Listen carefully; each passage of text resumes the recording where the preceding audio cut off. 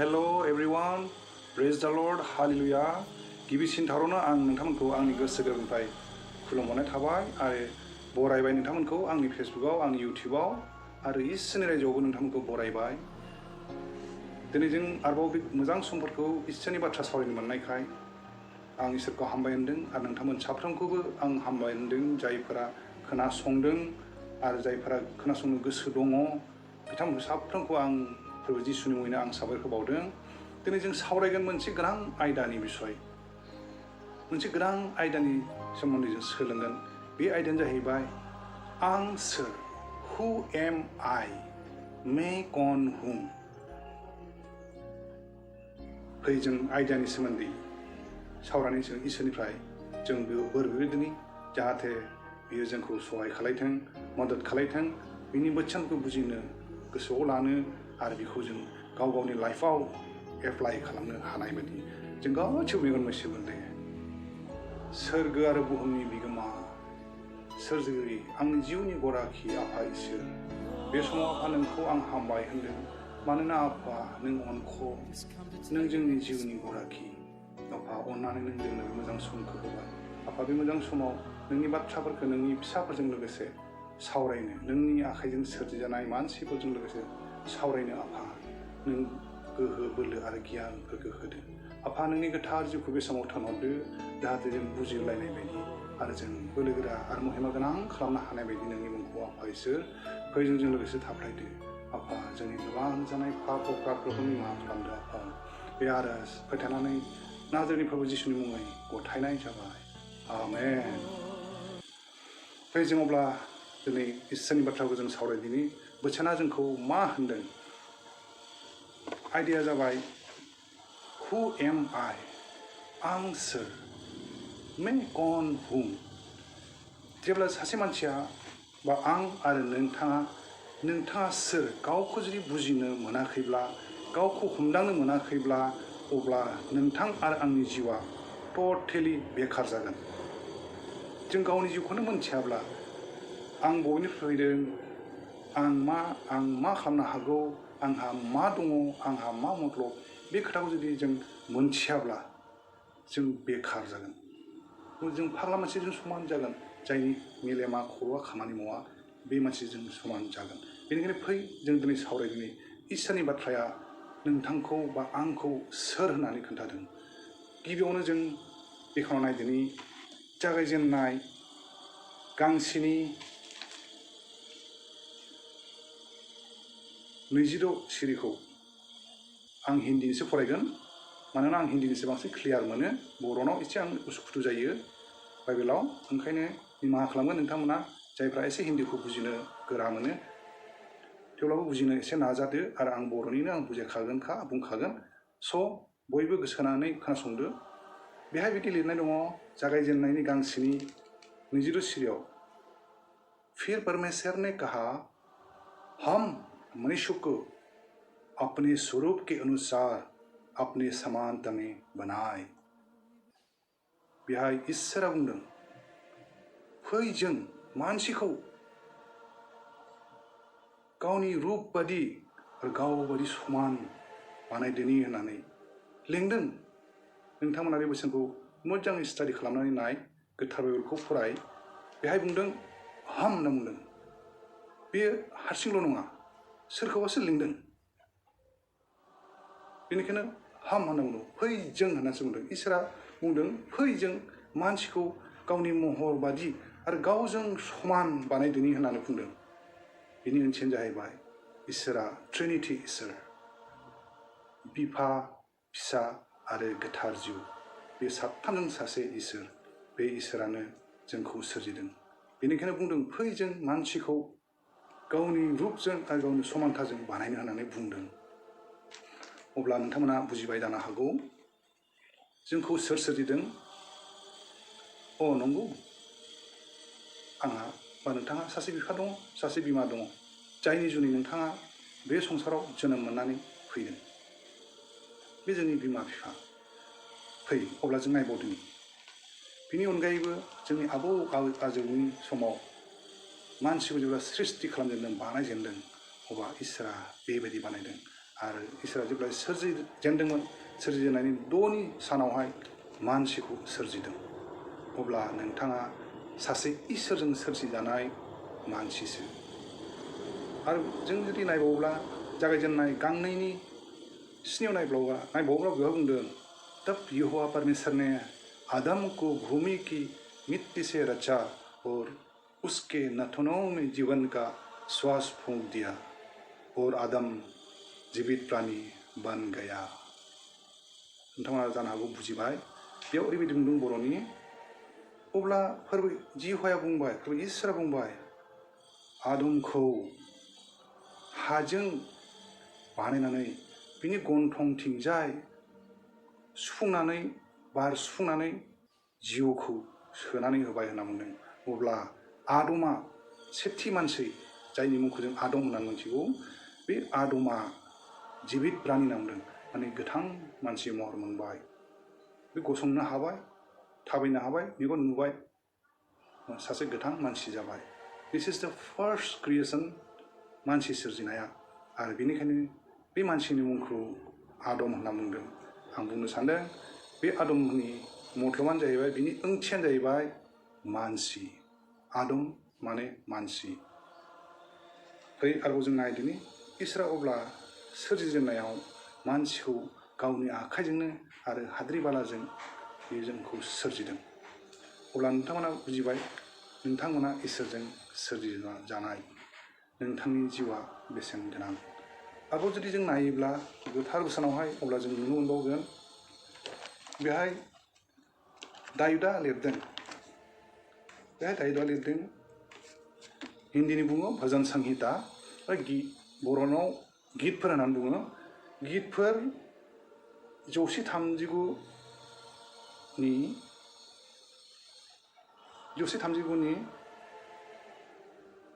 13 सिरियाव फरायब्ला आरो 16 सिरियाव फरायब्ला नोंथांमोना रोखायै मोनगोन बेहाय ओरैबायदि लिरदों तूने मुझे माता के गर्भ में रचा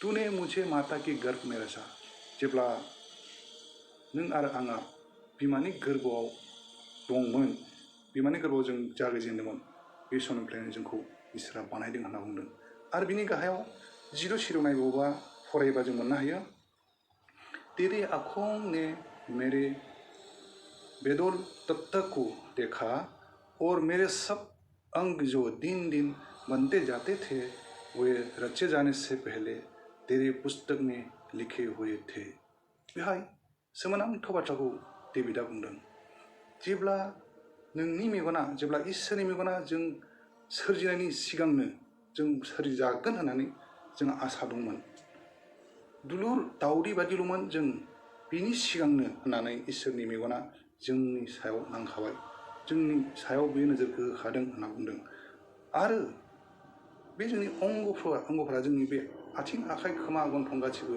बेफोर जाहांनाय समावनो दाउदैनिफ्राय जेब्ला जाहांनोसै आथिं आखाइ जाजेननोसै बिमानि गोरबोआव बे समनिफ्रायनो बेहाय मा होनदों बिथाङा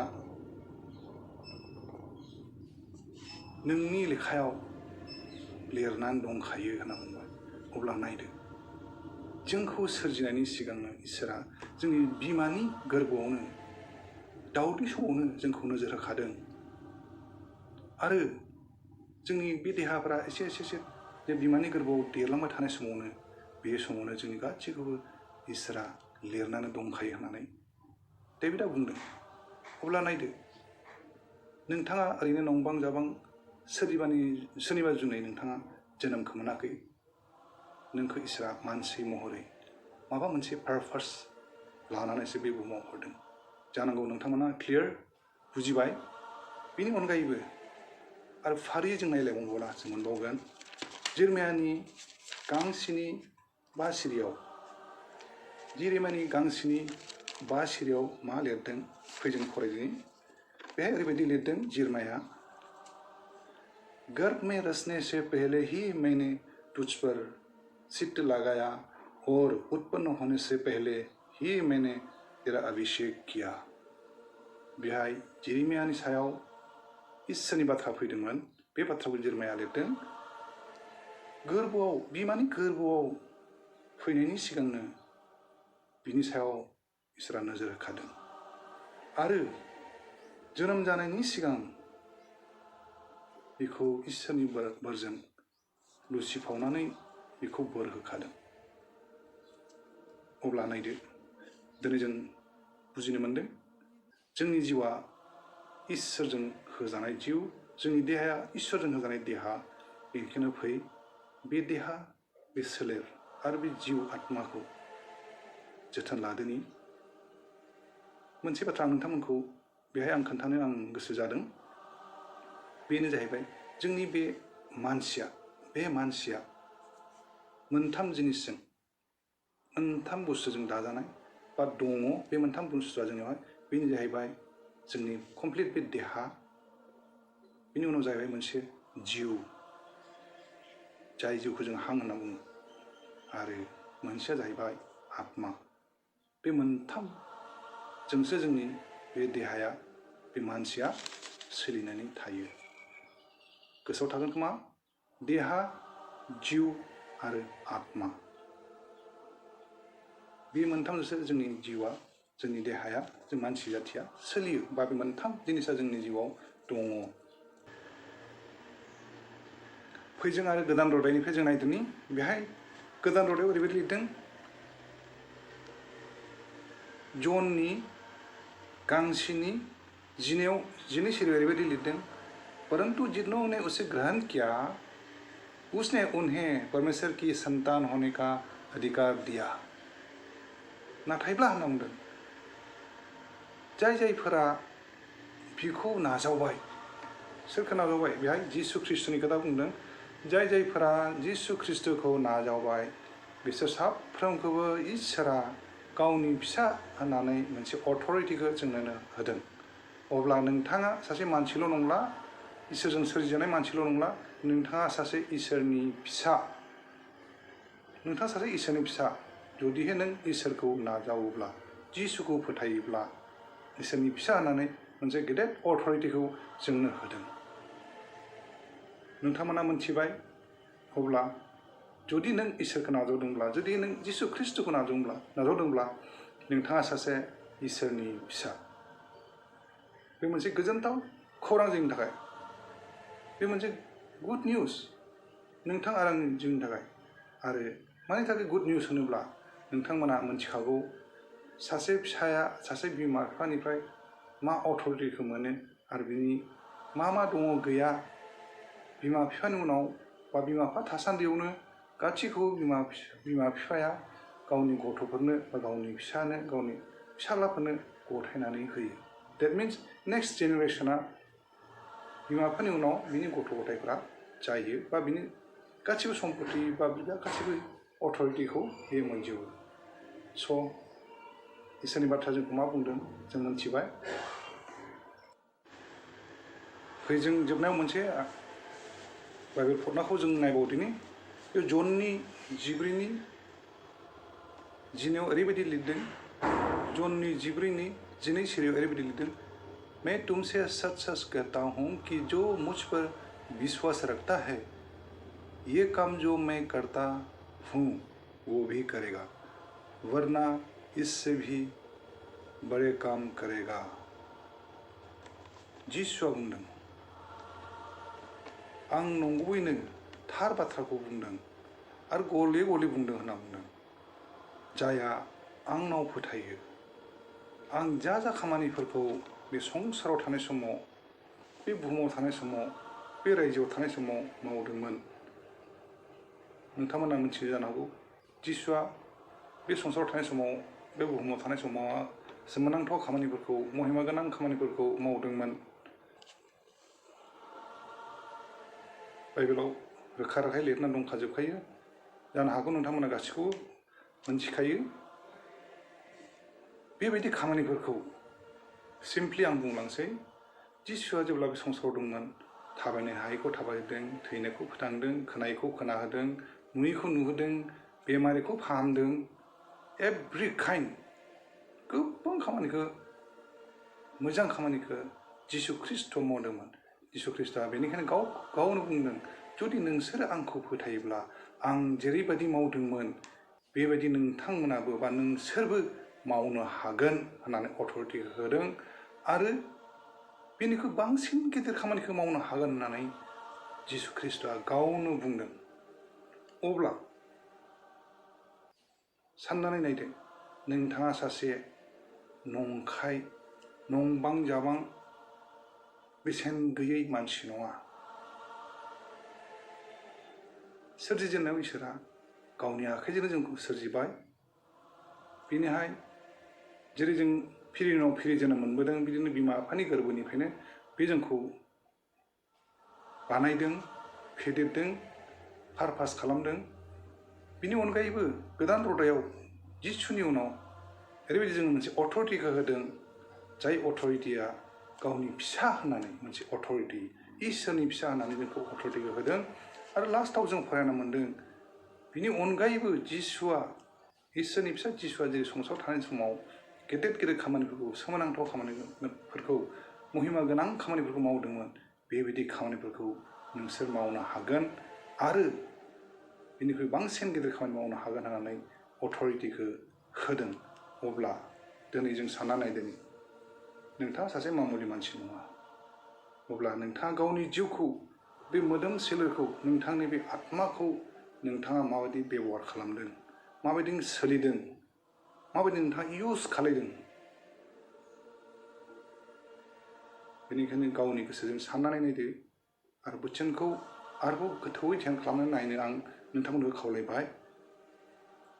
आरो गाव गावनि जिउखौ बेसेन गोनां होनना साननानै, इसोरजों सोरजिजानाय, इसोरनि फिसा होननानै गावखौनो बुजिनानै सोलिदो।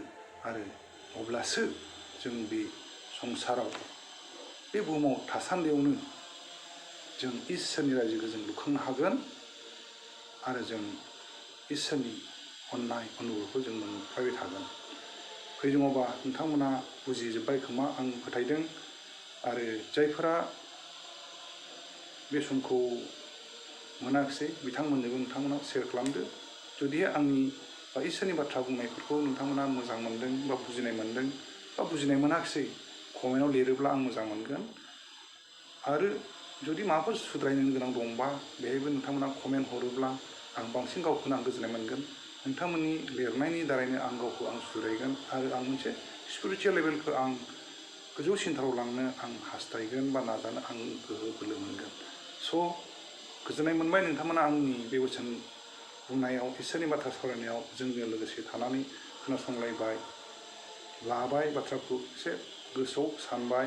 बेनि थाखाय आं नोंथांमोनखौ थेंक इउ होनदों। नोंथांमोननि बेसेन गोनां समफोरखौ होनानै बे बाथ्राखौ, इसोरनि बाथ्राखौ नोंथांमोना खोनासंनायनि थाखाय। जों इयुनफोराव आरो मोजां मोजां बिदिनो भिडिअ बानायनानै इसोरनि बाथ्राखौ जों सावरायदोनि आरो नोंथांमोनाव कमेन्ट हरदो।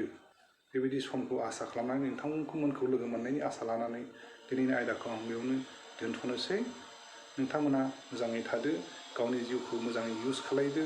माबायदि इउज खालायनांगौ नोंथाङा बेसे बेसेन गोनां, इसोरनि बाथ्राया जोंनो बेखेवनानै होखाबाय। स' थेंक इउ स' माच फर वाचिं एन्ड हियारिं। इसोरनि बाथ्राया बुंदों, जायहा खोमा दङ बेयो खोनासंदो होननानै। बेनिखायनो जों मोजां खोनासंदो, जों इसोरनि बाथ्राफोरखौ खोनासंदों। अब्ला नेक्स्ट टाइम लोगो मोननायनि आसाजों दिनै इसोरनि बाथ्राखौ बे समाव दोनथ'नाय जाबाय। इसोरा नोंथांमोन साफ्रोमखौबो आग्लाय बिग्लाय मोजां बोरजों अनहरथोंसै। थेंक इउ स' माच।